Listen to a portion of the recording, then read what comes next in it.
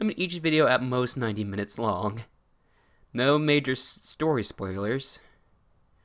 Up to good judgment. No awakening scene for this particular character, or anything revolving around the story plot. Cannot get any boss footage, but can only show the first boss.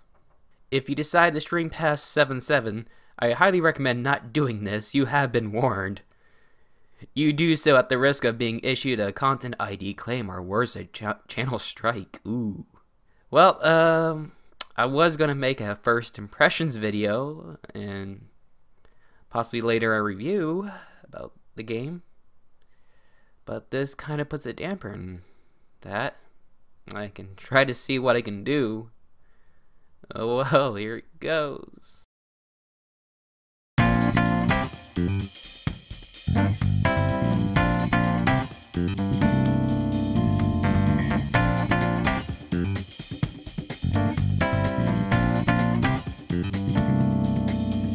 Being a fan of JRPGs, especially the Shin Megami Tensei series, I of course have been playing the new released Persona 5, clocking in about 40 hours since What happened to my free time?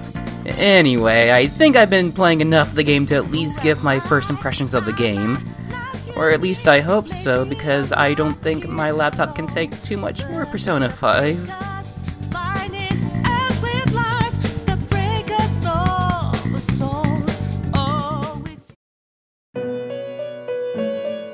So Persona 5 is the 5th entry in the series, or would it be the 6th? And there's also the spin-offs, and then a whole bunch of other stuff.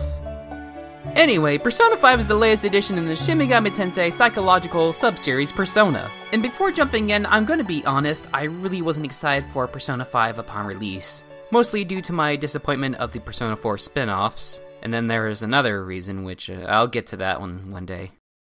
Upon starting the game, Persona 5 already does something vastly different from Persona 3 and 4. The game actually lets you play it upon booting it up, getting you an early taste of the game, along with telling you about some of the new things about the dungeons in this game. Although it's a bit silly when the game tells you how to do all this again about an hour or two later. Even with how scripted it is, it's really nice to actually be able to play the game within the first 5 hours of the game. Of course, the game still throws a massive text dump on the player, but there will be small yet scripted parts where you go inside a dungeon, with the game teaching you how to play the game. Again, these small bits of gameplay were a really nice distraction from the story, and to make the beginning of the game more tolerable. Throughout the game, you'll be going to these places called palaces, usually having around 3 weeks to complete the dungeon, or else something happens that's related to the law or something and it's not good. The dungeons are built more around using stealth to get the edge over enemies. However, if an enemy discovers you, a meter will go up. If the meter fills up, you'll be kicked out the dungeon, resulting in the day ending. So you don't want to be seen so you can stay in the dungeons longer. Dungeons will also provide things to hide behind, making you invisible to enemies. Although it can be a bit wonky at times, with the enemies sometimes spotting me if something odd happens or if the camera is just having an attitude.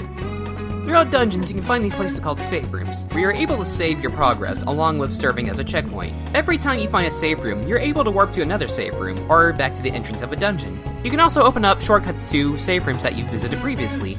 Probably my biggest gripe of the dungeons are how the game will force you to leave a dungeon in the middle of it in order to progress, or how you must leave the dungeon once you get to the end and then come back in order to fight the boss. Which really sucks when you just happen to leave a dungeon right before these occur, only for you to waste an entire day. With how the game is structured, I feel like this is a really poor design choice since you have no way of knowing your first playthrough, and then you end up getting punished for not knowing when the game wants you to leave the dungeon for something. I also feel that some enemies just might be a bit too powerful, or my entire team can just get one-shot by a stupidly powerful enemy with good speed and some attack that hits everyone all at once, which they just also happen to enjoy using all the time. Outside of battle, you can kind of see which of these enemies it could possibly be with L1, which will make the enemies glow either blue, yellow, or red, red being the most powerful and blue being the weakest. It can also be used to find treasure within dungeons, which then you can sell for some extra money. Even if it's flaws, the dungeons in Persona 5 are probably the funnest to go through between the entire Persona series, since the gameplay is a lot more involved with the dungeons. However, there is one dungeon I should talk about. Every palace dungeon goes away once you beat it, so after you beat it, there's really no way to grind or find demons from palaces you've cleared already, or at least on the surface it seems like that. There's a dungeon known as Minotos, I don't know. which you can always go through to get the older personas, grind, and do side quests. Mementos is a lot like Tartarus in Persona 3. The layout is randomized, with bad things happening if you spend too much time on a given floor, and you'll be able to progress more the further you go through the story. Compared to the Palace dungeons, Mementos is kinda boring since it's really empty. Granted, it's nowhere as big as Tartarus, but while exploring Tartarus, you'll be fighting enemies around your level range, offering more of a challenge when fighting them. Everything you'll find in Mementos are enemies from palaces you've beaten already, and the enemies serve next to no challenge to fight, making them really boring. So it's just a dungeon of hallways filled with enemies that mostly offer you nothing other than to waste your time or personas that you missed out on. There are also checkpoints throughout Mementos which you can find, which are basically just the same as safe rooms, making it faster to get to needed locations for a side quest or to continue where you left off. I guess while on the topic of dungeons, now would be a good time to go over combat. When in combat, instead of going through a list of options, every option can be selected through a single button press, such as using your persona with triangle or items with square. I do often forget that hitting the attack button goes straight into an attack, often hitting demons I didn't mean to hit since you're supposed to select who to hit before you hit the command button. I'm sure that's just me needing to get used to the new setup, but still caused some problems, so I feel like it needed to be addressed. Ignoring the small issues, having each command mapped to a button does speed things up in battle. Combat is mostly the same as it was in Persona 3 and 4. Hit an enemy with its weakness or land a crit to knock it down, and then get a free action, with enemies being able to freely do the same. Let's say you're able to knock all enemies down, you'll be able to do one of two things. You'll be able to perform an all-out attack which can do a good number of damage, with a flashy sequence if it kills all remaining enemies, or talk to the demons to get money or items out of them, or even have them join you as a new persona. You can equip these new personas, each hosting its own stats you'll take as your own when equipped, along with skills. However, personas can only be useful for so long. Once a persona has outlived its usefulness, you can fuse it with another persona to gain an even more powerful persona, along with it taking some of the skills of the personas used in the fusion. Of course, every persona has a weakness, which you must consider if you don't want demons to exploit your weakness, giving them a huge edge. Of course, you can also get skill cards, which you can then give to your persona, which will allow your persona to gain skills they could not normally learn on their own. You can also sacrifice one of your personas off to another persona so they can gain EXP from them, along with also getting a new skill out of the sacrifice persona. Of course, the weaknesses of your personas aren't the only thing you should take in consideration. Each of your party members has a persona that is locked to them. You can bring 3 different party members into a dungeon with you, which you can also switch them out at any time outside of battle. So it's always good to plan out your team with their weaknesses in mind, along with their SP count. What's SP? SP is basically magic points in the game. Think of it kind of like a gun. The amount of SP you have is kind of like the amount of bullets you have left. The gun has no bullets, it can't fire. So usually when you run out of SP, you want to leave the dungeon. It kinda sucks how fast your SP seems to drain early on, but the game gives you some workarounds as you proceed through the game, so it becomes a lot easier to handle the further you get into a game. Because of this, I really do feel growth coming from my characters. You might have noticed I brought up the subject of days passing. Or not, I mean, I've been that clear at all. The newer Persona games cycle through days and months throughout an entire year, and most actions take up time, meaning you must manage your time carefully to make the most out of the year. Along with the dungeon crawling and preparing, you'll build bonds with your classmates and other people throughout Tokyo, each being an arcana of the major 22 tarot cards.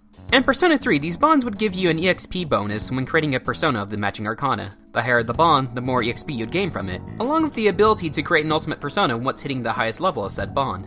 Persona 4 expands on this by letting your teammates gain new moves from your bonds with them, along the same benefits Persona 3 offered. Persona 5 takes it a step further. Your teammates still gain new abilities from your bonds with them, but you'll also gain new abilities from people you form bonds with outside of the playable cast. With this, it feels more rewarding to form bonds with people, since I gain much more out of them now. These new abilities that you can acquire can help you outside of battle, and even outside of dungeons now. It also adds a new layer to your time management, since certain bonds can help you with certain things, such as building a bond with the doctor can let you buy new kinds of medicines and accessories, as an example. Along with building bonds with people, you also need to raise your social stats, such as knowledge and charm, which also certain levels of social stats may be needed to strengthen a bond.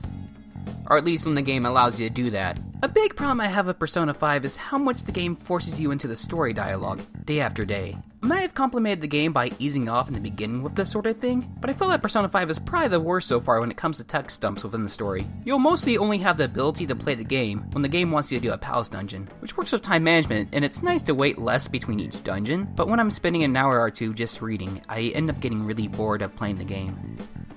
What makes it even dumber is when the game forces you to go to bed early, even though I'm normally able to do things at night, but no. Instead, I get a talking cat telling me, "Hey, there's this important thing you gotta do tomorrow, you should probably go to bed.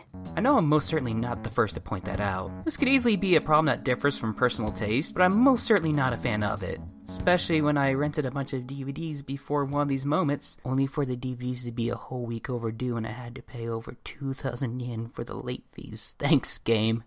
Although on the bright side, the fact that there are shorter wait times between dungeons, the enemy levels in dungeons are balanced a lot better compared to Persona 4, which would have level gaps between dungeons, forcing you to grind to pad out time. Sure, it still helps to grind in between, and you'll probably need to grind here and there, but the amount of grinding needed is greatly reduced, which makes me want to keep playing the game. Since usually with a game, if I know I have to grind, I usually try to avoid playing it because I really don't enjoy grinding that much. Since I do play games for fun, when I'm playing the game, I'm really enjoying it, along with being a bit surprised with Persona 5 being a little difficult. Although it could be the fact that I did set the game to hard.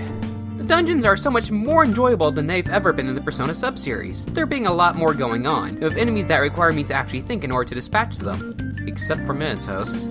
Minotaurus is just boring. I like the new social links in this game and what they can do for you. The story is enjoyable so far, but it can be a bit of a chore to read through it at times. Balancing has also been much improved on, and have I mentioned the soundtrack of this game? I really like the music in this game, although it makes me sad that I only got a few of those songs in the special edition. Overall, I'm really enjoying the game so far. I feel that it's a must-buy for any fans of JRPGs. The game is filled to the brim with style, along with having fun and engaging gameplay to back it up, leaving me wanting more every time I'm away from the game. What are your thoughts on Persona 5 so far? Are you enjoying the game as well, or have yet to pick it up? Feel free to express yourself in the comment section, although no spoilers please. Atlas could sue. And before I go, may I ask, what in God's name happened to Igor's voice? Actually, it's not really much of a Velvet Room now. Welcome to my Velvet Room. Oh.